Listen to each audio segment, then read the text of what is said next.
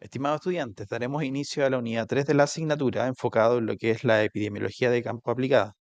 Hasta ahora hemos analizado cómo los sistemas de vigilancia recolectan y consolidan información de forma sistemática y continua.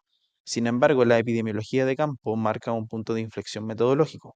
Se define por la aplicación de métodos epidemiológicos en el lugar para el estudio de problemas de salud inesperados que exigen una respuesta inmediata y una intervención poblacional oportuna.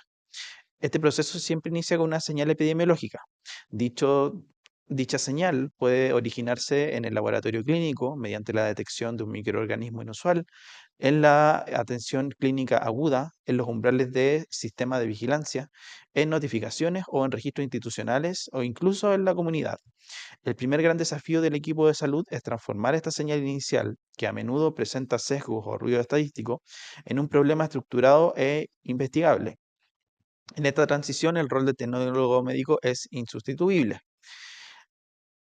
ya que ustedes son los responsables de proveer el diagnóstico confiable que confirma la real ocurrencia del evento, asegurando la calidad analítica y la trazabilidad de las muestras clínicas y ambientales. Para entender este proceso, primero ubicaremos esta clase dentro de la secuencia completa de la unidad número 3. Durante la unidad número 2, estructuramos el marco conceptual, normativo y descriptivo requerido para comprender cómo los sistemas de salud detectan, notifican y monitorean los eventos de importancia sanitaria. Revisamos la epidemiología descriptiva, los flujos de notificación ENO mediante EpiVigila y la vigilancia intrahospitalaria de IAS y RAM. Esa unidad se centró en la observación sistemática y la caracterización de los datos poblacionales. A partir de hoy, en la unidad número 3, desplazamos el foco hacia la aplicación operativa e intervencionista, la epidemiología de campo. No reiteraremos la teoría de la vigilancia, sino que la utilizaremos como el sustrato para intervenir. Aprenderemos cómo proceder metodológicamente cuando la vigilancia rutinaria detecta una desviación o anomalía. El hilo conductor de esta unidad abordará el proceso secuencial de investigación. Iniciaremos con la detección de una señal epidemiológica. Continuaremos con la estructuración de la definición operativa del caso, ejecutaremos la búsqueda activa y organizaremos los datos individuales en un line list. En sesiones posteriores utilizaremos esta matriz para construir curvas epidémicas, formular hipótesis, aplicar diseños epidemiológicos analíticos, calcular medidas de asociación y finalmente fundamentar decisiones sanitarias para el control del evento. La rigurosidad de la epidemiología de campo depende de la validez de los datos de origen, la generación de datos de laboratorio confiables, la confirmación diagnóstica específica y la trazabilidad estricta de las muestras constituyen la evidencia biológica que otorga sustento a todo andamiaje epidemiológico y a las medidas de control subsiguientes. Partamos con nuestro caso gatillante del día de hoy. La detección de 3 aislamientos de Salmonella SPP en 48 horas en pacientes atendidos en un mismo hospital constituye un hallazgo que debe ser evaluado epidemiológicamente porque concentra casos en una ventana temporal breve y en un mismo entorno asistencial. Lo primero que debemos realizar es establecer si el aumento observado representa una señal real o un artefacto del sistema. Para eso se deben verificar si los 3 aislamientos corresponden a 3 pacientes distintos, revisar posibles duplicados, confirmar la fecha de toma de muestra, la fecha de resultado, el tipo de muestra analizada y la trazabilidad de cada registro. También se debe evaluar si los resultados microbiológicos son consistentes con el cuadro clínico descrito, en este caso, síntomas gastrointestinales compatibles con infección por salmonela. El antecedente que 2 pacientes asistieron a una actividad institucional común aumenta la sospecha de una exposición compartida, pero todavía no confirma una fuente común ni una relación causal. En epidemiología de campo, la pregunta inicial no es solo cuántos casos existen, sino si existe una agregación inusual en términos de lugar, tiempo y persona. Para avanzar, necesitamos precisar qué entendemos por señal epidemiológica y cómo distinguirla del ruido habitual del sistema.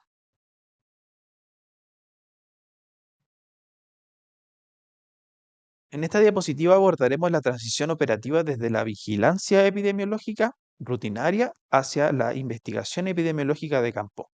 Es importante comprender que la vigilancia epidemiológica no concluye con la simple acumulación de datos o la tabulación de notificaciones en sistemas de registro o plataformas. Su fin último es producir información útil para la acción sanitaria. En condiciones rutinarias, los sistemas de vigilancia nos permiten observar tendencias poblacionales, establecer los valores endémicos esperados y, fundamentalmente, detectar desviaciones significativas respecto del comportamiento habitual de una enfermedad o evento de salud. Sin embargo, cuando esa desviación o alteración se presenta, la epidemiología de campo se activa. Esta activación no es automática, sino que se justifica cuando la desviación posee relevancia sanitaria, ya sea por su magnitud, la gravedad clínica del cuadro, su alto potencial de propagación, por la sospecha fundada de una exposición a una fuente común o por su impacto institucional en el caso de las infecciones asociadas a la atención en salud. La epidemiología de campo es inherentemente activa y consiste en la aplicación de métodos epidemiológicos en el lugar para el estudio de brotes o problemas inesperados que demandan una respuesta y una intervención de control oportunas. El tránsito de la vigilancia a la investigación de campo exige la aplicación de una secuencia operativa estandarizada. Este proceso inicia al confirmar la existencia de la señal y verificar acuciosamente el diagnóstico clínico y los antecedentes del laboratorio. En esta fase, se deben descartar duplicados, revisar críticamente las variables de fecha de toma de muestra, la técnica de laboratorio empleada y confirmar la validez del resultado para evitar artefactos técnicos que actúen como factores de confusión. Posteriormente, se procede a formular una definición operacional del caso, iniciar la búsqueda activa de los afectados, construir una base de datos caso a caso y ejecutar el análisis descriptivo según las variables epidemiológicas clásicas de tiempo, lugar y persona. Es crucial notar que la investigación de campo a menudo requiere adoptar decisiones sanitarias críticas con información preliminar, pero bajo ningún pretexto esto justifica el abandono del rigor metodológico. Como tecnólogos médicos, su responsabilidad trasciende el mero procesamiento de muestras en el mesón. Involucra asegurar la calidad preanalítica, garantizar la correcta identificación y trazabilidad de las muestras, ejecutar la validación analítica y la interpretación microbiológica, y poseer la destreza para detectar patrones inusuales o agentes etiológicos específicos directamente en el laboratorio. Además, la correcta validación de estos antecedentes y su comunicación oportuna al equipo clínico, a la unidad de epidemiología o al comité de IAS es lo que verdaderamente detona la respuesta de todo el sistema sanitario. La señal emitida por el laboratorio únicamente se transforma en una investigación de campo estructurada cuando se demuestra, mediante el riguroso proceso de validación que acabamos de describir, que los aislamientos obedecen a un patrón epidemiológico plausible y no al mero azar o un error de reporte. Retomando el caso de los tres aislamientos de salmonela en 48 horas, lo que hemos observado en el laboratorio es el prototipo de una señal epidemiológica. Una señal epidemiológica corresponde a un indicio inicial que sugiere la posible ocurrencia de un evento de importancia sanitaria, pero que si por sí sola no constituye en absoluto la confirmación de un brote. La señal puede emerger de distintos puntos desde el sistema. Puede manifestarse como un aumento de consultas por un síndrome clínico específico en la urgencia, un resultado microbiológico infrecuente en nuestros equipos automatizados, varios aislamientos del mismo agente en un corto periodo de tiempo, una notificación ingresada a la plataforma EpiVigila para el control de enfermedades de notificación obligatoria, un evento intrahospitalario captado por la vigilancia epidemiológica de IAS, una alerta comunitaria e incluso una desviación estadística respecto del comportamiento histórico de una enfermedad particular. Para que esta señal tenga utilidad y sentido, debe analizarse invariablemente considerando tres dimensiones epidemiológicas básicas: tiempo, lugar y persona.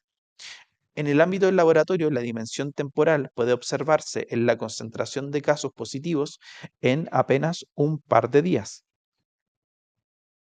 La dimensión espacial se refleja en la procedencia común de los pacientes o de las muestras enviadas desde un mismo servicio clínico. Y la dimensión persona se evidencia en características compartidas por los afectados, como la edad, la ocupación, una exposición concurrente o la pertenencia a una misma institución. El objetivo en esta fase inicial no es confirmar causalidad ni establecer el vehículo de transmisión, sino tomar una decisión operativa, definir si la señal merece validación y una eventual investigación de campo.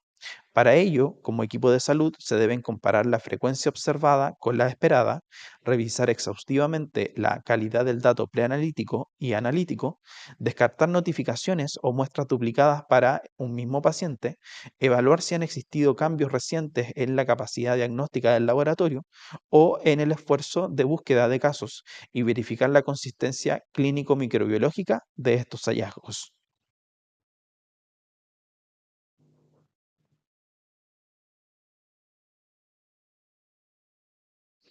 Continuando con nuestra línea de análisis, abordaremos un concepto metodológico crítico dentro de nuestro sistema, que significa el ruido del sistema.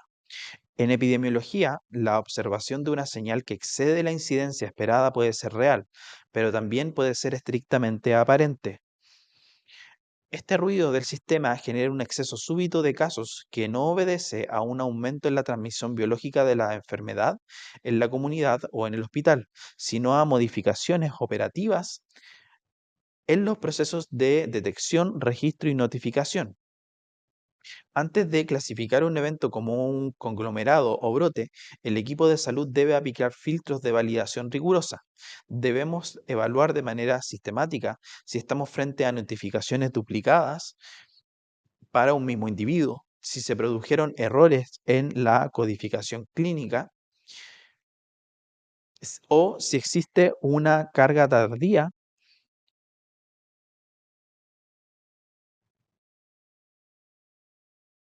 de datos que simula una agrupación temporal.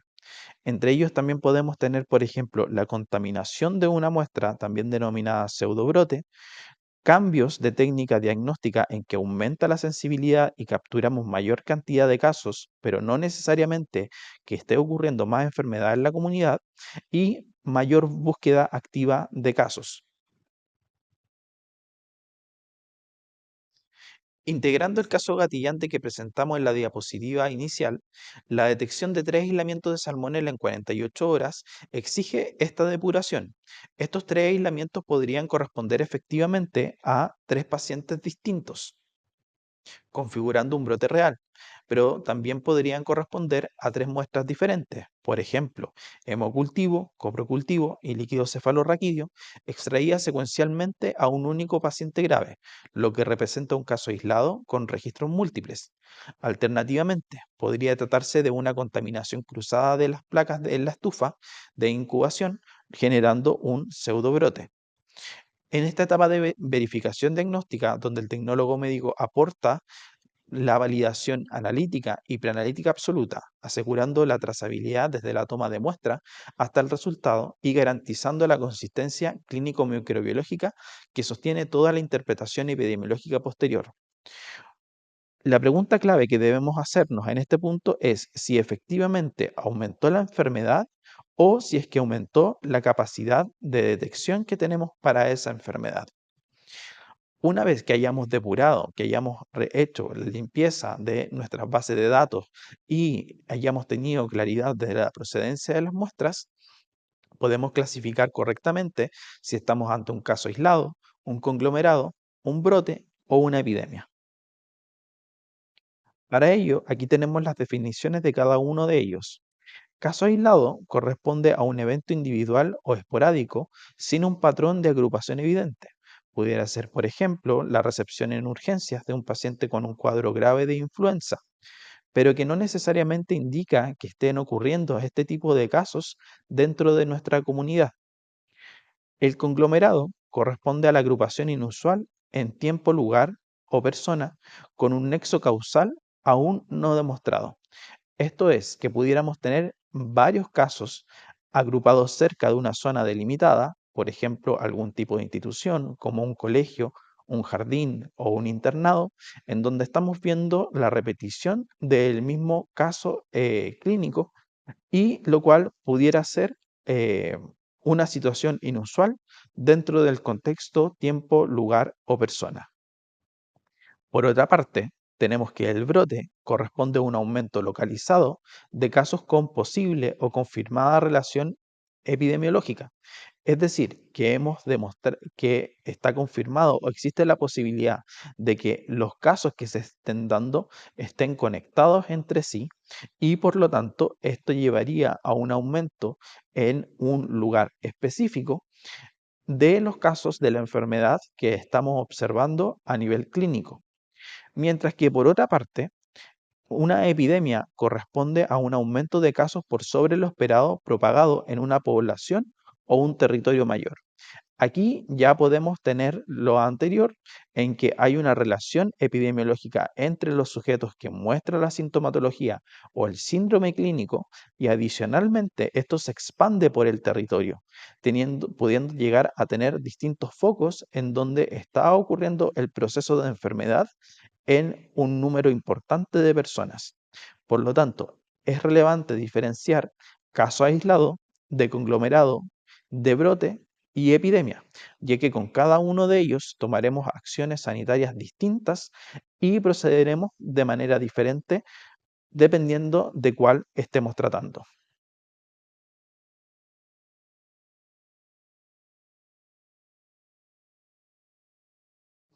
En esta actividad, la idea es analizar cada caso y clasificar respondiendo las preguntas si corresponde a un caso aislado, un conglomerado, un brote o una epidemia y si corresponde la investigación. En el primer caso tenemos un caso confirmado de enfermedad meningocócica en un estudiante residente de un hogar universitario. Este caso corresponde a un caso aislado, ya que tenemos solamente a una persona siendo afectada en un lugar y tiempo específico. Sin embargo, como se trata de una enfermedad meningocócica, pudiendo ser altamente transmisible y altamente patógena, requiere un proceso de investigación en el cual analicemos los contactos, los lugares donde estuvo presente y otorguemos la quimioprofilaxis correspondiente, desplegando en el lugar nuestro equipo de salud para poder hacer frente a una potencial enfermedad que pudiera afectar a una multitud de personas. En el segundo caso, tenemos 5 cuadros gastrointestinales agudos notificados en funcionarios del mismo servicio clínico durante las últimas 48 horas. Esta situación corresponde a un conglomerado, ya que estamos encontrando que estas personas pudieran tener algún tipo de vinculación debido a la presencia dentro de un servicio clínico, pero no hemos podido establecer si es que efectivamente compartieron los mismos elementos entre ellos, lo cual deberíamos corroborar en posterior análisis de la situación. Sin embargo, como proceden de un mismo servicio clínico en un corto periodo de tiempo, corresponde realizar una investigación en detalle de qué estaría ocurriendo y cuál podría ser la posible fuente desde la cual se generó la enfermedad.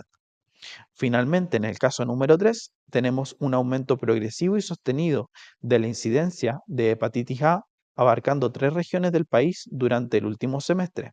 Si bien esta enfermedad tiene características de transmisión fecal-oral, principalmente, estamos frente a una situación en que está aumentando el número de casos que estamos teniendo y junto a ello se está diseminando entre 3 regiones del país. Por lo tanto, estaríamos frente a una epidemia que amerita una investigación debido a los números al alza que estamos teniendo en la cantidad de casos que se están observando tanto a nivel regional como a nivel país.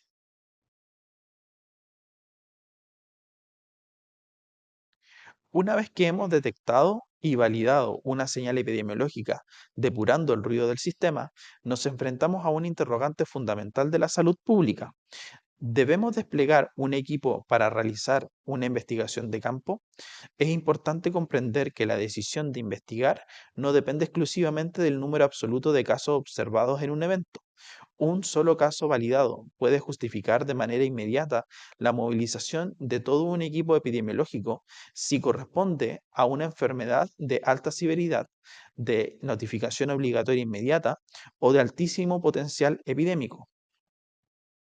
De manera contraria, la notificación de múltiples casos de cuadros clínicos leves o de ocurrencia endémica habitual puede requerir primero una fase de validación y monitoreo pasivo.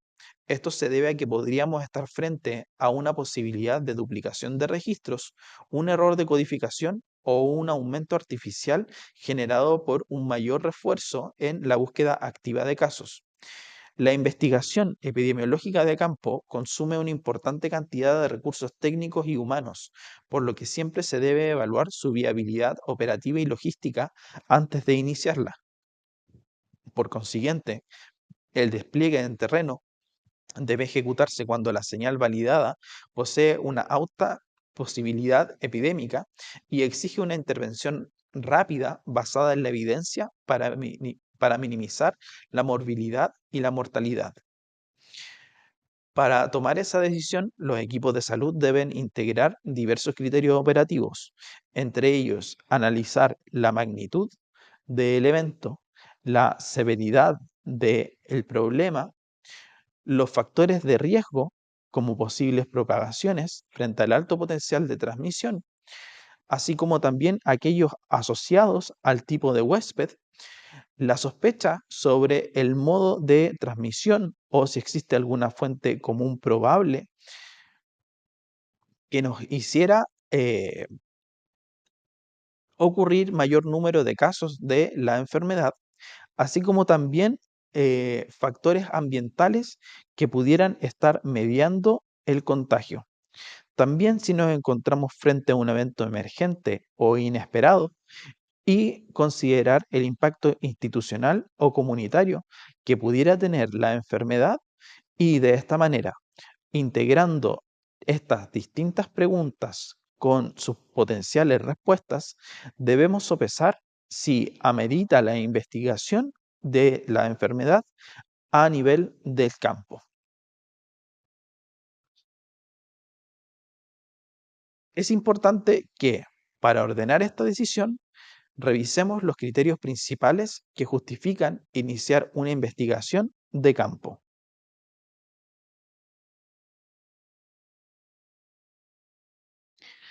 Para profundizar en la decisión de investigar es crucial, ya que iniciar una investigación epidemiológica de campo requiere evaluar simultáneamente una multiplicidad de criterios epidemiológicos, clínicos, normativos y operativos. No es una decisión que se base simplemente en una fórmula matemática, sino en el análisis riguroso del riesgo sanitario. La decisión de intervenir no depende de manera exclusiva de un alto recuento de afectados. Por ejemplo, respecto al criterio de prioridad sanitaria o normativa, la normativa vigente, como el Decreto Supremo 7 del 2019, clasifica ciertas enfermedades transmisibles de declaración obligatoria bajo notificación inmediata. Frente a patologías graves o en vías de erradicación, como el sarampión o la rabia, la ocurrencia de un solo caso justificaría el despliegue inmediato de una investigación exhaustiva en terreno. El criterio de exceso sobre lo esperado nos exige rigor. No basta con ver un aumento en el número absoluto de pacientes. Este exceso debe interpretarse forzosamente, considerando el comportamiento histórico del evento, la estacionalidad propia del agente infeccioso y la población específica afectada para un área determinada. Por su parte, la severidad inusual puede expresarse no solo mediante una mayor letalidad, sino también a través de incrementos anómalos en la tasa de hospitalización, el compromiso repentino de grupos vulnerables o presentaciones clínicas completamente atípicas. Adicionalmente, la sospecha fundada de una fuente común eleva al máximo la prioridad de investigar. Si los casos comparten la exposición a un mismo alimento, a una misma red de distribución de agua, a un recinto comunitario, a un procedimiento específico o a un mismo servicio clínico intrahospitalario, intervenir rápido es la única forma de interrumpir un brote de raíz. Adicionalmente, debemos considerar si estamos frente a un evento emergente o inesperado, como pudiera serlo un patógeno inusual, desconocido o que tuviera una resistencia a antimicrobianos de carácter inusual y sopesar el riesgo de propagación frente a microorganismos que tuvieran una alta transmisibilidad en la comunidad y cuál sería el impacto a nivel institucional o comunitario, como por ejemplo el riesgo en la unidad de pacientes críticos y el establecimiento de una posible alarma pública. Antes de avanzar a la investigación formal y movilizar recursos, debemos confirmar mediante este trabajo en equipo que la señal y el diagnóstico sean consistentes y reales. La señal epidemiológica debe validarse rigurosamente antes de transformarse en una investigación formal de campo.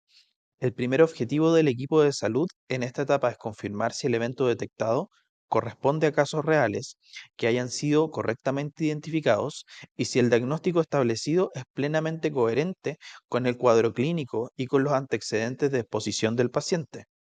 Para llevar a cabo esta validación, el equipo debe examinar sistemáticamente las bases de datos y los registros, como los provistos por los sistemas de vigilancia institucionales o la plataforma EpiVigila. Se requiere revisar de manera minuciosa si los registros corresponden efectivamente a pacientes distintos, depurando las bases de datos y descartando de plano la existencia de notificaciones duplicadas o en vías de eliminación. Del mismo modo, es necesario confirmar si la cronología de las fechas de inicio de los síntomas, de toma de muestra y de emisión de los resultados analíticos es biológicamente compatible con el curso clínico de la patología sospechada. Al mismo tiempo, resulta importante investigar si las muestras fueron obtenidas y procesadas correctamente y evaluar si el incremento en la detección podría atribuirse a cambios recientes en la técnica diagnóstica, a alteraciones en los procesos de carga de datos o a una intensificación puntual en la búsqueda de los casos. En este contexto, la responsabilidad del tecnólogo médico recae en que su función operativa incluye revisar la trazabilidad ininterrumpida de las muestras, confirmar que la técnica de laboratorio empleada fue la correcta, detectar activamente resultados discordantes o inusuales y comunicar de manera certera si la evidencia microbiológica obtenida respalda fehacientemente la sospecha epidemiológica inicial. Cuando un aumento aparente en la incidencia se debe a errores de notificación, alteraciones en la notificación o artefactos procedimentales del laboratorio, estaremos hablando de lo que corresponde a un pseudobrote.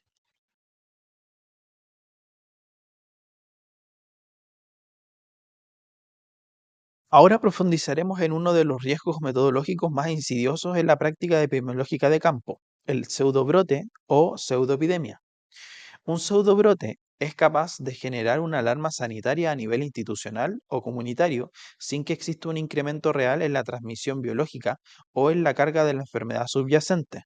Respondiendo a la pregunta central en el contexto de nuestra clase, en un pseudobrote no aumenta la incidencia de la enfermedad, sino que aumenta de manera artefactual la detección estadística en el sistema. En el ámbito estricto de la microbiología, esta falsa alerta pudiera originarse por dos grandes mecanismos documentados. El primero consiste en la agrupación real de infecciones falsas. Estas derivan comúnmente en contaminación cruzada dentro del laboratorio, fallas en la fase preanalítica en la recolección de la muestra, error en la rotulación de las muestras, contaminación de reactivos o problemas en las estufas de procesamiento. El segundo mecanismo corresponde a la agrupación artefactual de infecciones reales provocadas por la duplicación de registros de un mismo evento clínico para un paciente, alteraciones en la plataforma de notificación institucional o la adopción repentina de una técnica diagnóstica de mayor sensibilidad. Un ejemplo clásico de este último es la transición de un cultivo tradicional a paneles de biología molecular, lo cual inherentemente arrojará más resultados positivos sin que la tasa de ataque a la población haya variado. Diferenciar tempranamente un brote real de un pseudobrote requiere una revisión exhaustiva de la trazabilidad completa del evento. El equipo de salud debe auditar la identidad del paciente, la muestra recolectada, la cronología entre la fecha de toma y la fecha de procesamiento, la técnica específica utilizada, la unidad clínica de procedencia y fundamentalmente la consistencia de este resultado microbiológico con la clínica del paciente. Integrando el caso gatillante que hemos analizado respecto a los aislamientos de salmonela, si revisamos la trazabilidad y confirmamos que los tres aislamientos pertenecen a tres pacientes distintos, con fechas coherentes y una sintomatología gastrointestinal aguda compatible, la posibilidad de un evento epidémico real de una fuente común es alta. Sin embargo, si al revisar la base de datos descubrimos que corresponden a tres muestras diferentes extraídas secuencialmente a un único paciente o a una contaminación sistemática de cultivos de enriquecimiento durante el proceso analítico, la alerta pierde de inmediato todo su sustento epidemiológico, configurando lo que corresponde a un pseudobrote. Una vez descartada la presencia de un pseudobrote, podemos dar por cerrado el primer bloque de esta unidad, integrando los pasos iniciales para transitar con seguridad metodológica desde la señal a la investigación. Con esta diapositiva cerramos el primer bloque de nuestra clase, la cual nos ha permitido distinguir conceptualmente entre lo que constituye una alerta inicial y un evento epidemiológico confirmado. La investigación de campo en salud pública es una disciplina que nos exige actuar con extrema oportunidad, pero esta rapidez jamás debe sacrificar el control metodológico riguroso. Antes de movilizar recursos debemos someter a escrutinio todos los datos, verificar los registros, descartar la duplicación de pacientes, evaluar la consistencia clínico-microbiológica, revisar la trazabilidad técnica y comparar exhaustivamente la incidencia observada con la esperada. Hemos aprendido que la clasificación del evento epidemiológico depende intrínsecamente del patrón observado en las variables de tiempo, lugar y persona, y no únicamente del número absoluto de casos reportados. Si retomamos e integramos el caso de la salmonela que discutimos al inicio, comprenderemos ahora que esos tres aislamientos constituían una señal cruda que debía validarse para descartar un pseudobrote por contaminación del laboratorio o registros repetidos antes de poder interpretarse epidemiológicamente como un conglomerado y, tras hallar el nexo institucional, como un brote de fuente común. Lo importante es que como tecnólogos médicos nosotros tengamos el resultado validado que emana del laboratorio, siendo el insumo que puede activar, acelerar o modificar radicalmente la sospecha microbiológica y epidemiológica, especialmente si identificamos una repetición inusual de agentes, patrones de resistencia antimicrobianas atípicos o resultados críticos de alta letalidad. La importancia de nuestra función es que somos el filtro que protege al sistema sanitario de reaccionar ante falsas alarmas y el motor que lo impulsa a actuar cuando el peligro es verdadero. Una vez que decidimos investigar, el siguiente paso es organizar el trabajo de campo y definir quién será considerado como caso. Tras decidir que una señal epidemiológica justifica nuestra intervención, debemos comprender un principio básico fundamental. Investigar no es improvisar. La investigación epidemiológica de campo es una disciplina rigurosa que combina la oportunidad de la respuesta con el rigor metodológico. Frente a la presión asistencial y comunitaria que genera un brote, los equipos de salud frecuentemente se ven obligados a actuar con información preliminar o incompleta. Sin embargo, este escenario de urgencia no justifica en absoluto iniciar una búsqueda de datos al azar, ni descuidar la calidad del análisis. Por eso es importante seguir una secuencia operativa estructurada que reduzca de forma sistemática los errores de clasificación, minimice la duplicación de registros y prevenga la pérdida de datos clínicos epidemiológicos que serán biológica y estadísticamente relevantes en etapas de investigación posteriores. Los pasos iniciales de este abordaje metodológico ordenado incluyen la primero, confirmar la existencia real del evento y verificar rigurosamente su diagnóstico. Preparar con anticipación los recursos humanos de laboratorio y logísticos necesarios para luego construir una definición operacional de caso estandarizada. Luego, iniciamos una búsqueda sistemática y activa de todas las personas afectadas para posteriormente consolidar esta información en una matriz de datos estructurada y finalmente orientar de forma temprana las medidas de control. Si bien los manuales epidemiológicos presentan estos pasos de manera secuencial, la realidad operativa en terreno es sumamente dinámica. En la práctica, múltiples pasos deben ejecutarse de manera simultánea o en paralelo para lograr contener la transmisión infecciosa. Como tecnólogos médicos, podemos participar en garantizar la indispensable coordinación entre el equipo desplegado en terreno y, y la labor clínica o de referencia de salud pública, asegurando la disponibilidad de las técnicas diagnósticas idóneas, certificando la calidad preanalítica de las muestras biológicas recolectadas, manteniendo la trazabilidad ininterrumpida de la cadena de cada aislamiento y ejecutando la comunicación expedita de los resultados críticos. De esta manera, daremos un soporte empírico necesario para las decisiones sanitarias del equipo.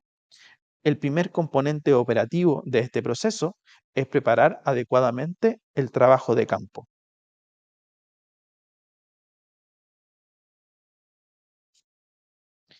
Ahora nos enfrentamos al primer componente operativo formal de toda investigación de brote, la preparación del trabajo de campo. La investigación epidemiológica en terreno es un proceso altamente sistemático.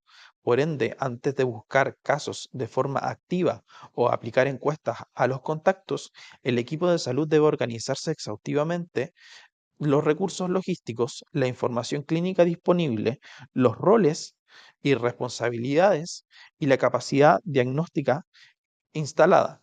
La preparación meticulosa del trabajo de campo es crítica porque reduce de manera significativa los errores operativos y metodológicos y permite iniciar una investigación con criterios estandarizados y comunes para todos los involucrados.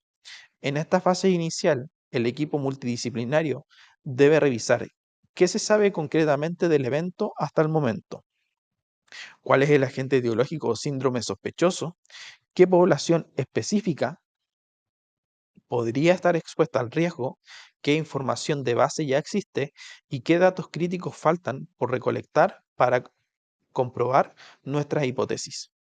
La preparación exige integrar componentes técnicos y logísticos. En el grupo de la logística se debe evaluar la disponibilidad de personal capacitado, definir las responsabilidades de cada profesional y establecer mecanismos y flujos de información ininterrumpidos. En el campo técnico, el equipo debe asegurar el acceso a los registros, preparar los formularios de entrevista estandarizados, estructurar la planilla inicial, así como garantizar el cumplimiento de los criterios de confidencialidad de la información de los pacientes. Como tecnólogos médicos, nosotros podemos participar en la evaluación y certificación, si es que el laboratorio cuenta con las técnicas validadas, los insumos y reactivos necesarios y la capacidad operativa suficiente para confirmar los nuevos casos que se deriven del brote. Adicionalmente, nuestra experiencia es esencial para coordinar las condiciones de bioseguridad, asegurar la calidad y el transporte adecuado de muestras biológicas, garantizar la trazabilidad analítica de las mismas y establecer los tiempos de respuesta diagnóstica para la comunicación de resultados relevantes al equipo del control de infecciones. Con el trabajo de campo organizado, el siguiente paso es establecer una definición operacional de caso.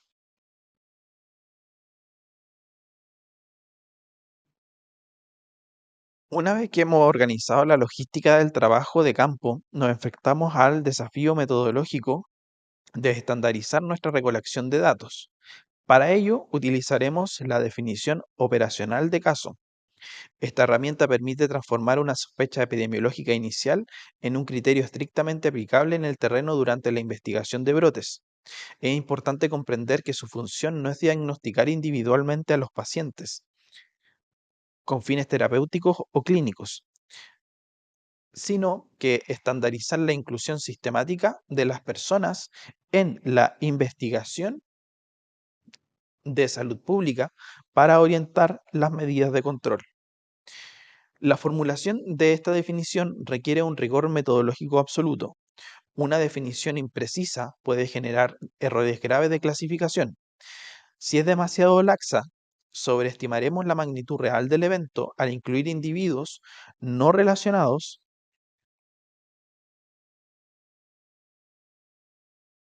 causalmente con el brote, mientras que si es demasiado estricta, desde el inicio subestimaremos el impacto sanitario al excluir casos verdaderamente relevantes del análisis y de nuestra lista lineal de afectados. Por esta razón, la epidemiología de campo emplea un enfoque metodológico dinámico. Al inicio de la investigación, el equipo suele priorizar la sensibilidad metodológica para capturar la mayor cantidad de posibles casos en la población expuesta, utilizando a menudo criterios puramente clínicos o sintomatológicos.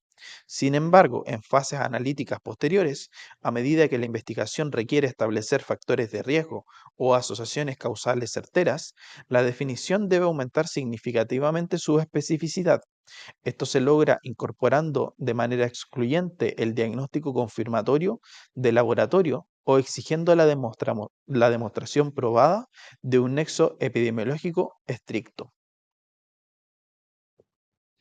Para construir una definición útil debemos reconocer sus componentes clínicos, temporales, espaciales, poblacionales y de laboratorio.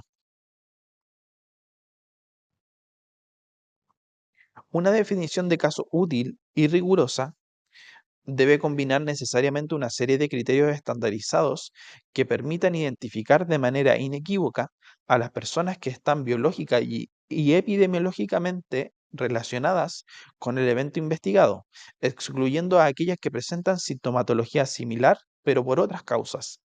El primer elemento es el criterio clínico, el cual describe el síndrome o la manifestación principal del cuadro.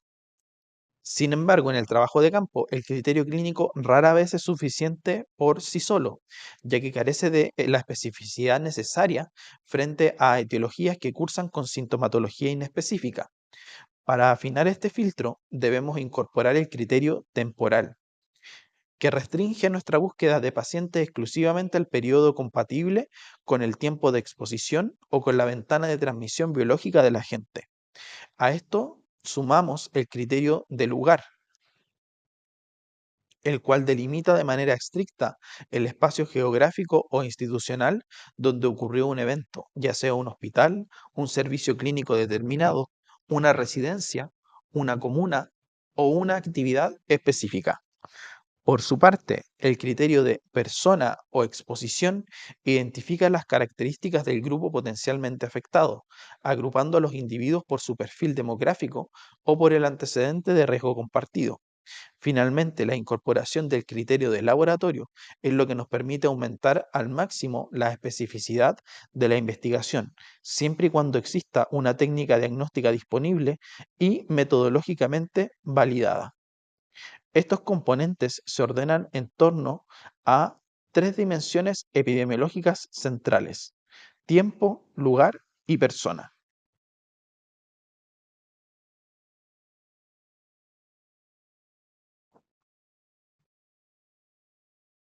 Avanzando en la construcción de la clasificación operacional de caso, debemos comprender cómo las dimensiones clásicas de la epidemiología descriptiva operan de manera práctica en el trabajo de campo. Tiempo, lugar y persona nos permiten transformar una definición clínica de base, que suele ser inespecífica y general, en una definición estrictamente aplicable en terreno para investigar un brote particular. El criterio temporal es indispensable porque evita incluir casos que han ocurrido fuera del periodo biológicamente compatible con la exposición o con la transmisión del agente infeccioso. El criterio espacial o de lugar delimita de manera precisa el entorno geográfico o institucional donde se sospecha que ocurrió el evento o el punto de contacto con la fuente común. Por su parte, el criterio de persona permite identificar fehacientemente a la población bajo riesgo o al grupo expuesto, restringiendo la búsqueda en bases a características demográficas, fisiológicas o intervenciones médicas compartidas. Si integramos esto al ejemplo de salmonela que hemos evaluado en esta clase, el tiempo puede corresponder a los síntomas iniciados desde las 48 horas a 72 horas posteriores a una actividad institucional. El lugar puede ser el hospital o el sitio específico del evento, y la persona puede ser quienes asistieron a dicha actividad o consumieron alimentos bajo eh, investigación. Si un paciente cursa con un aislamiento de salmonela, pero no cumple con el vínculo espacial de asistencia, o si sus síntomas iniciaron semanas antes de la actividad, queda excluido de la investigación por no cumplir con nuestra definición operacional. Una vez delimitadas estas dimensiones, debemos decidir si la definición inicial será más sensible o más específica.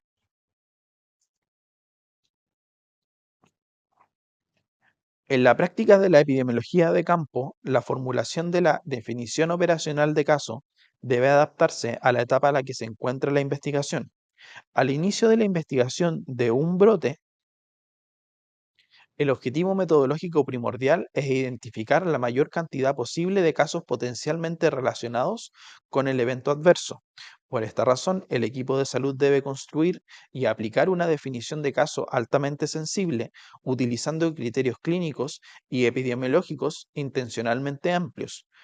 Una definición que sea sensible busca asegurar la captación de todos los verdaderos afectados, aceptando conscientemente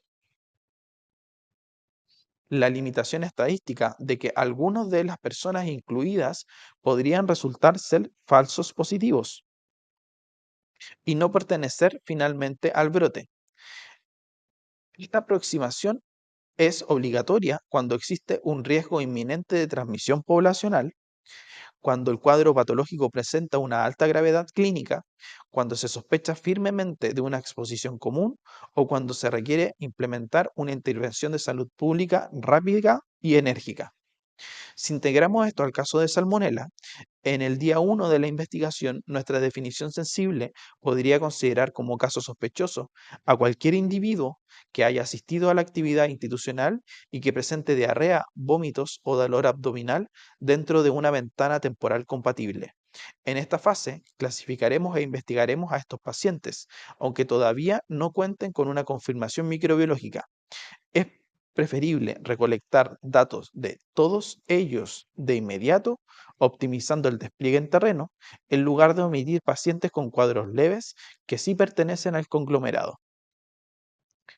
Cuando la investigación avanza y se dispone de más evidencia, la definición puede hacerse más específica. Conforme la investigación de campo evoluciona y el equipo de salud logra recopilar mayor cantidad de evidencia clínica, epidemiológica y de laboratorio, nuestra estrategia de clasificación de casos debe transformarse de manera fundamental.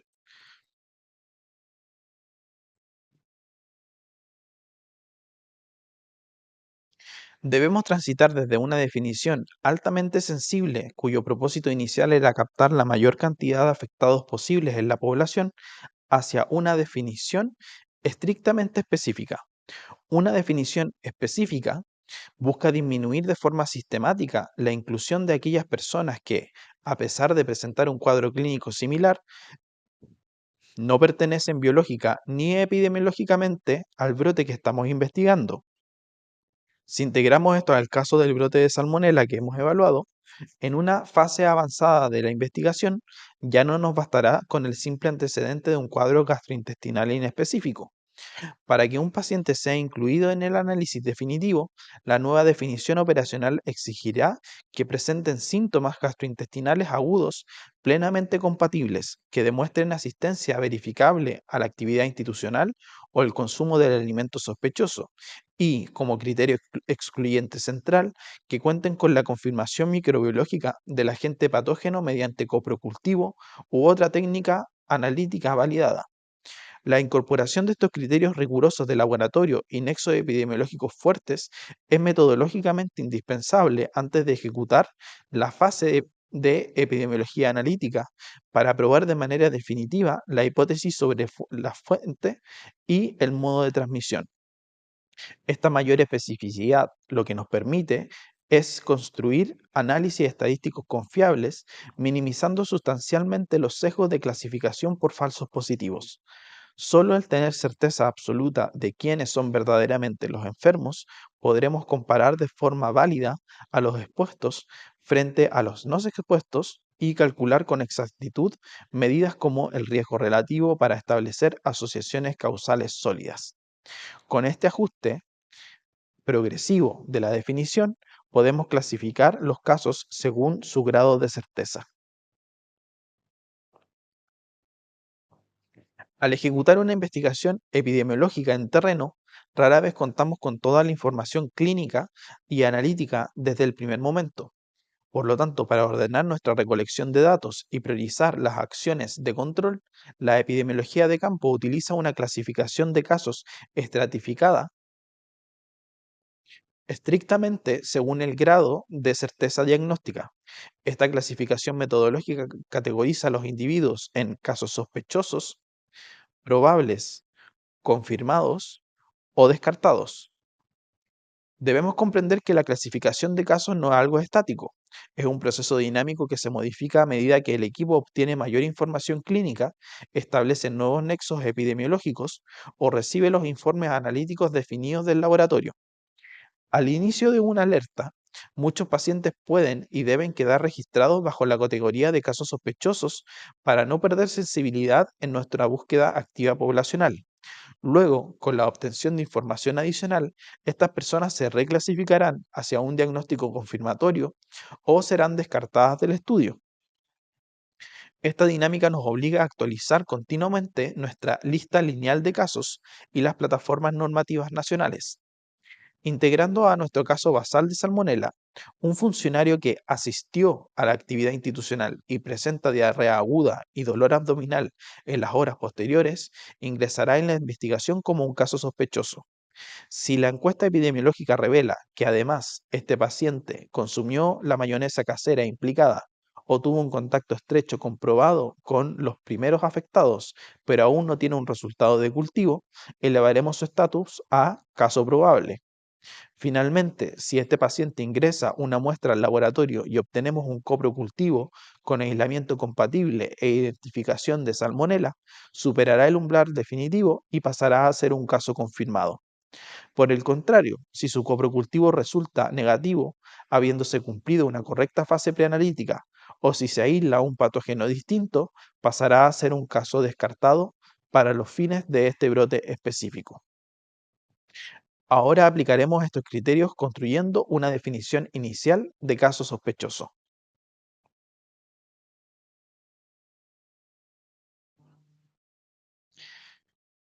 Dentro de esta actividad, el objetivo central es que logren redactar una definición operacional inicial de caso sospechoso, integrando con rigor los componentes básicos que acabamos de revisar. Como hemos discutido, al inicio de la investigación de un brote, nuestra definición debe permitirnos identificar e incluir de manera sistemática a los posibles casos en el terreno sin depender todavía de una confirmación de laboratorio. En esta etapa, el procesamiento analítico puede demorar, por lo que necesitamos formular un criterio de alta sensibilidad para no perder pacientes durante la búsqueda activa. De esta manera, construyen esta definición inicial estructurando claramente sus cuatro dimensiones operativas. Primero, definan los síntomas clínicos gastrointestinales que sean compatibles con la presentación descrita en la alerta. Segundo, establezcan el vínculo espacial o de lugar que conecta a estas personas. Tercero, delimiten el periodo o ventana temporal de aparición de la sintomatología relacionándola directamente con la actividad del evento. Y cuarto, definan las características de la población expuesta bajo riesgo.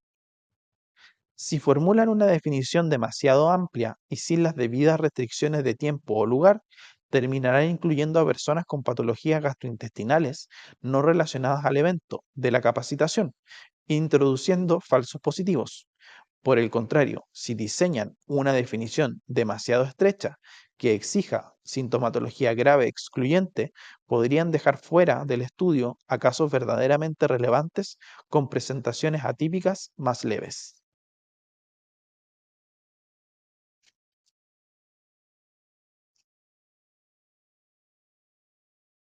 Veamos una forma de resolver la actividad anterior.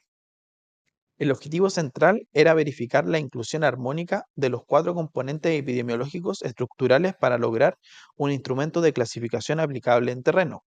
La definición que se proyecta en esta diapositiva constituye un ejemplo de caso sospechoso para la fase inicial. Analicemos por qué esta definición resulta metodológicamente útil. En primer lugar, delimita rigurosamente a la población expuesta al focalizarse de manera exclusiva en los asistentes a la capacitación hospitalaria, estableciendo así las restricciones de persona y lugar. En segundo lugar, incorpora síntomas cardinales agudos que son plenamente compatibles con una alerta gastrointestinal descrita, conformando el criterio clínico. En tercer lugar, establece una ventana temporal operativa razonable, abarcando desde la tarde del evento hasta 48 horas posteriores, lo que restringe el periodo de inclusión al tiempo biológicamente compatible con la incubación de la mayoría de los patógenos que se transmiten por maneras digestivas. Noten que en ningún componente de esta formulación inicial se exige la confirmación microbiológica del laboratorio, debido a que nuestro objetivo prioritario en este momento es identificar rápida y activamente a los posibles casos para dimensionar la magnitud real del evento adverso sin retrasar la respuesta sanitaria a la espera de los resultados analíticos. Debemos tener plena conciencia de los límites de estar incluyendo como casos a individuos que cursan con cuadros gastrointestinales originados por patologías de base o transgresiones alimentarias absolutamente no relacionadas con la capacitación, generando falsos positivos. Simultáneamente, al restringir la clínica exclusivamente a vómitos y dolor abdominal, podríamos dejar fuera de nuestro registro a pacientes infectados que presentaron presentaciones atípicas o síntomas menos típicos, como únicamente fiebre o cefalea leve.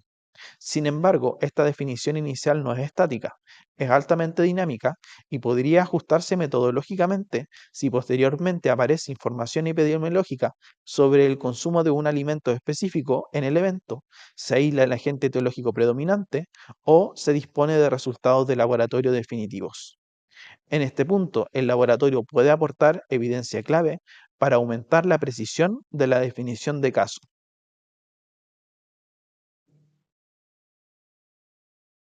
Al analizar la evolución de una investigación epidemiológica, observamos que muchas de las definiciones iniciales se sustentan exclusivamente en parámetros de clínica, tiempo, lugar y persona. Sin embargo, la epidemiología moderna exige que el laboratorio aporte la evidencia empírica necesaria para aumentar sustancialmente la certeza diagnóstica, siempre que exista una técnica analítica validada y disponible. El ingreso de una muestra al laboratorio y la subsecuente emisión de un resultado analítico es un punto importante en la metodología que permite reclasificar los casos en nuestra investigación. La confirmación del agente que está causando la enfermedad otorga la especificidad necesaria a síndromes que inicialmente eran inespecíficos, permitiendo descartar diagnósticos diferenciales alternativos. Además, herramientas de vanguardia como la tipificación molecular o el análisis de susceptibilidad a antibióticos proporcionan marcadores epidemiológicos necesarios para confirmar inequívocamente la existencia de una fuente común y documentar la cadena de transmisión en la población. No obstante, es un error metodológico grave interpretar un resultado analítico de forma aislada. La evidencia del laboratorio debe integrarse obligatoriamente con el contexto clínico y epidemiológico del brote. Se debe evaluar rigurosamente la calidad de la muestra biológica en su fase preanalítica, el momento fisiológico exacto de la toma de muestra, la idoneidad y el rendimiento de la técnica seleccionada y la coherencia biológica con la fisiopatología observada. Jamás deberemos ignorar las posibilidades de sesgos introducidos por falsos negativos debido a muestras degradadas o falsos positivos originados por contaminación cruzada. Con la definición de caso establecida, el siguiente paso es iniciar la búsqueda activa de personas afectadas.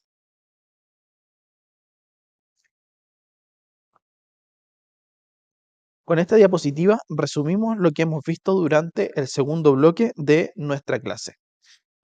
En esta parte hemos analizado cómo una señal epidemiológica validada se transforma procedimentalmente en una definición operacional de caso. Debemos comprender completamente que esta definición no es un mero formalismo administrativo, sino que es la herramienta metodológica primaria que determina exactamente quién será incluido en la búsqueda activa, quién formará parte de nuestra lista lineal de casos y, consecuentemente, con qué datos se alimentarán nuestros análisis estadísticos posteriores. Una definición de caso deficiente o mal estructurada distorsionará significativamente la magnitud real del evento, producirá sesgos graves por error de clasificación y afectará directamente la interpretación analítica de las variables de tiempo, lugar y persona. Como hemos visto, la definición de caso posee un carácter evolutivo.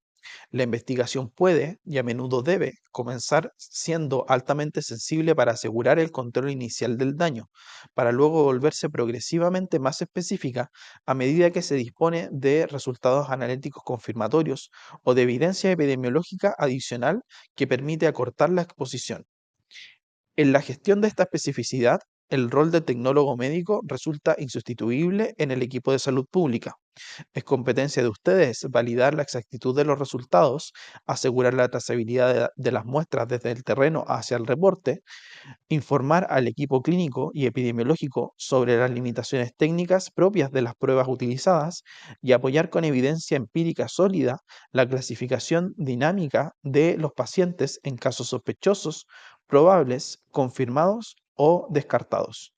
Una vez definida la categoría de caso, la investigación debe avanzar hacia la búsqueda activa de personas afectadas.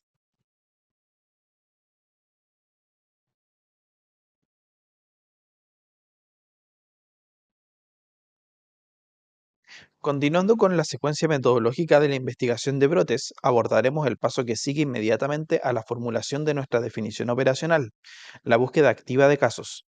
Hasta el momento el equipo de salud ha dependido de la vigilancia pasiva, es decir, de la notificación espontánea que realizan los clínicos al detectar un cuadro inusual.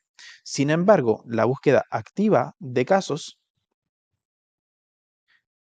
es una estrategia operativa sistemática e intencionada para identificar en la población a todas aquellas personas que cumplen o podrían cumplir con nuestra definición de caso durante la investigación epidemiológica. El uso de esta estrategia es obligatoria porque la notificación pasiva tiende invariablemente a subestimar la magnitud real del evento. Mientras mediante la búsqueda activa, logramos captar aquellos casos clínicamente leves, individuos que enfrentaron barreras de acceso a la atención médica, pacientes con diagnósticos alternativos mal clasificados en sus fichas clínicas o registros incompletos que pasaron desapercibidos para el sistema rutinario. Esta búsqueda debe realizarse rastreando sistemáticamente diversas fuentes de información pertinentes según la naturaleza del evento. Buscamos en registros clínicos de hospitalización, bases de datos de los servicios de urgencia, sistemas informáticos del laboratorio, registros de programas de IAS, censos de la institución afectada, encuestas directas en la comunidad y listados de contactos con de los casos índices. Es estrictamente necesario que todos los posibles afectados encontrados en estas fuentes sean evaluados con la misma definición operacional de caso, aplicando los criterios de tiempo, lugar y persona y clínica de manera uniforme para evitar introducir sesgos de clasificación. Para ejecutar la búsqueda activa de manera ordenada, debemos identificar dónde buscar los posibles casos. La búsqueda activa no se realiza en cualquier fuente ni de manera desordenada, sino exclusivamente en aquellas bases de datos o entornos donde es más probable encontrar personas que cumplan estrictamente nuestra definición de caso. La fuente de información seleccionada dependerá del tipo de evento investigado, del mecanismo de transmisión y de la población expuesta. Si nos enfrentamos a un brote de origen hospitalario, como una infección IAS, las fuentes principales y de mayor rendimiento serán las fichas clínicas de los pacientes, los registros de admisión de urgencia, las bases de datos de los programas de vigilancia de IAS para el seguimiento continuo de pacientes, los registros de dispensación de farmacia y fundamentalmente el laboratorio clínico. Por el contrario, si en un evento de origen comunitario, las fuentes primarias serán el rastreo de los contactos directos,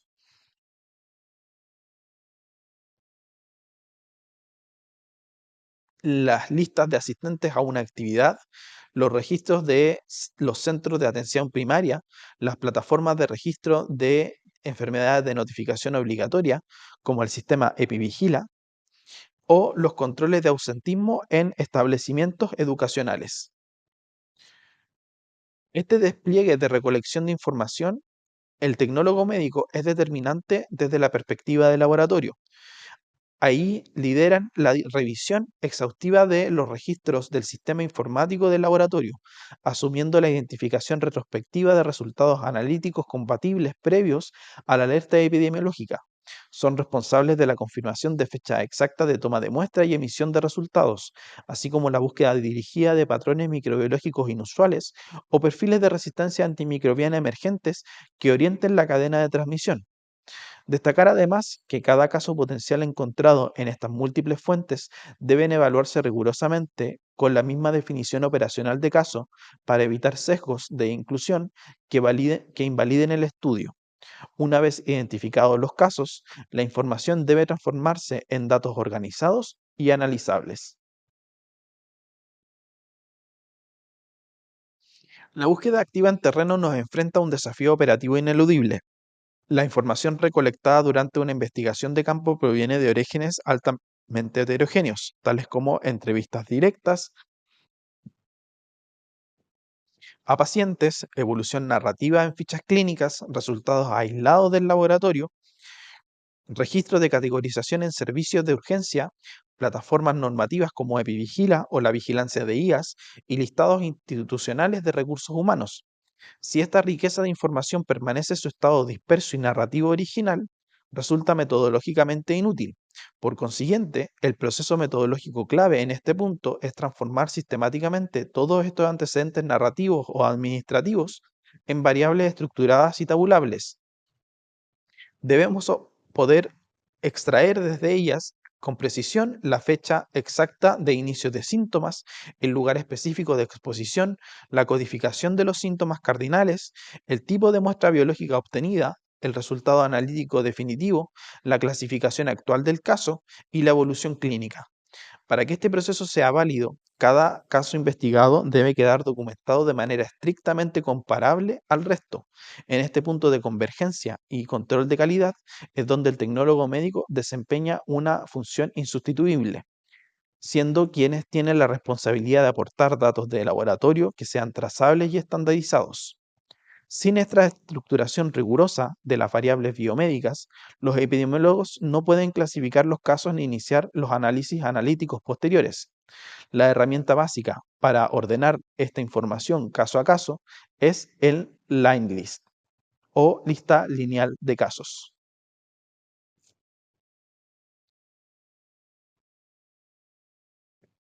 Una vez que tenemos organizada la información, la herramienta epidemiológica básica y universal para transformar esa información dispersa en una estructura analizable es el line list o lista lineal de casos, siendo esencialmente una matriz de datos estructurada. Su diseño metodológico es estricto. Cada fila del documento corresponde de forma exclusiva a un caso o individuo investigado y cada columna corresponde a una variable relevante y estandarizada. En estas columnas registraremos la identificación del sujeto, la fecha exacta de inicio de los síntomas, el lugar de ocurrencia o residencia, los antecedentes de exposición, los resultados de laboratorio y la clasificación final del caso. Esta estructuración nos otorga un control absoluto sobre la calidad de la información. El line list nos permite detectar rápidamente inconsistencias lógicas en las fechas, identificar y eliminar registros duplicados en el sistema, visualizar la proporción de datos faltantes y observar los primeros patrones epidemiológicos. Metodológicamente, esta matriz es indispensable. Solo a partir de un line list depurado podremos construir posteriormente una curva epidémica válida, describir la distribución espacial del evento, caracterizar demográficamente a las personas afectadas y seleccionar las variables categóricas para ejecutar estudios analíticos de exposición. El rigor de estos datos define la clasificación definitiva de los pacientes en la lista. Para que el line list sea útil, debe incluir variables mínimas bien seleccionadas.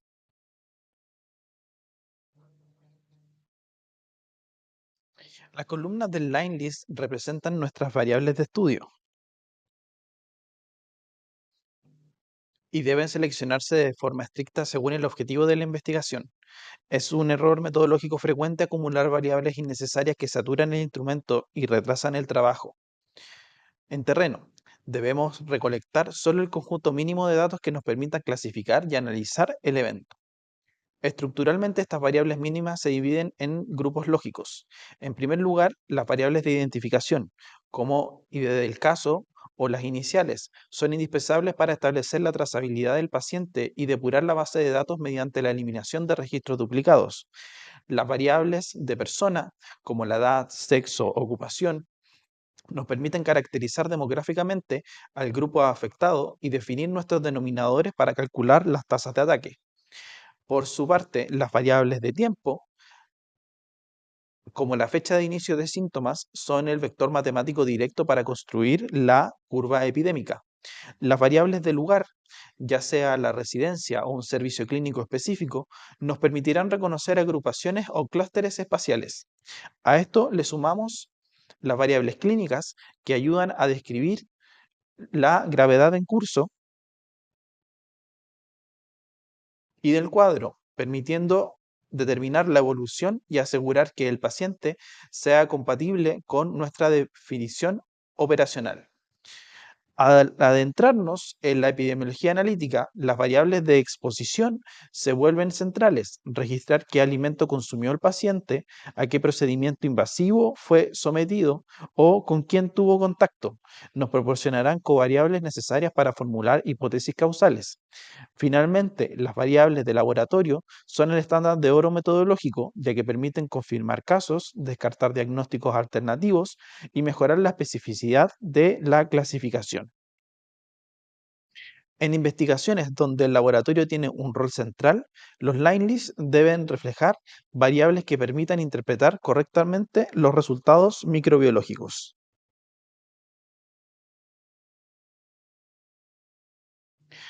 Al observar la estructura del line list, podríamos pensar que es simplemente un registro administrativo de datos clínicos o demográficos.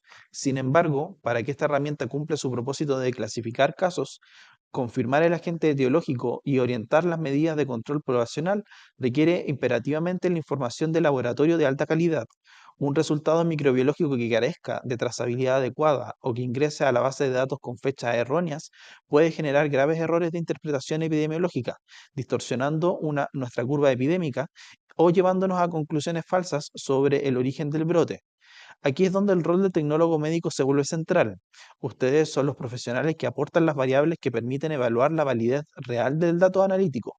Su responsabilidad es asegurar que cada fila del line list contenga información exacta sobre el tipo de muestra recolectada, la fecha de toma en el terreno, fecha de procesamiento y emisión del resultado, el método diagnóstico utilizado, la identificación precisa del agente y su susceptibilidad antimicrobiana. Si contextualizamos esto en la vigilancia de infecciones asociadas a atención en salud, el aporte del laboratorio Line List adquiere dimensiones adicionales. En estos eventos resulta especialmente relevante que el resultado del laboratorio se vincule y se registre junto al dispositivo invasivo utilizado por el paciente, el servicio clínico específico, la unidad de procedencia y fundamentalmente el perfil de resistencia a antimicrobianos, ya que esto nos permite identificar si estamos frente a la transmisión de una cepa clonal multiresistente. Con estas variables organizadas, el line list queda preparado para el análisis epidemiológico inicial.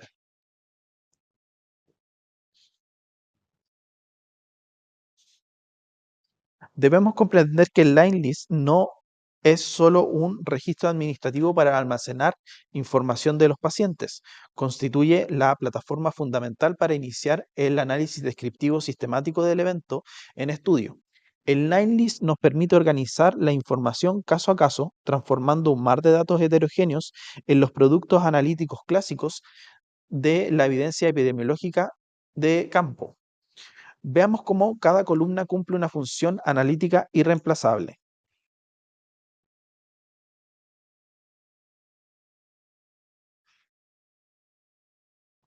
En primer lugar, la columna de la fecha de inicio de síntomas es clave para construir la curva epidémica, lo que nos permite evaluar la dinámica temporal del brote, su magnitud y deducir su periodo de incubación.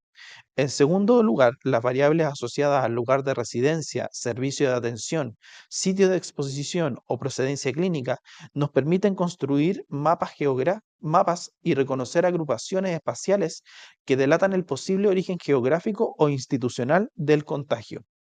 En tercer lugar, las variables de persona como la edad o el sexo nos permiten caracterizar a los grupos más afectados de la población y orientar nuestras primeras hipótesis de trabajo. Avanzando hacia las asociaciones causales, notarán que las variables de exposición son aquellas que nos permiten identificar posibles fuentes comunes, rastrear cadenas de transmisión y diseñar estudios analíticos. Por su parte, las variables de laboratorio son el filtro de certeza. Nos permiten confirmar inequívocamente los casos, descartar otros diagnósticos diferenciales en el terreno y mejorar sustancialmente la calidad de nuestra clasificación epidemiológica final. Sin un line list ordenado y rigurosamente validado, el análisis posterior puede quedar gravemente limitado, arrastrando conclusiones falsas, producto de datos incompletos, registros duplicados o inconsistencias temporales preanalíticas.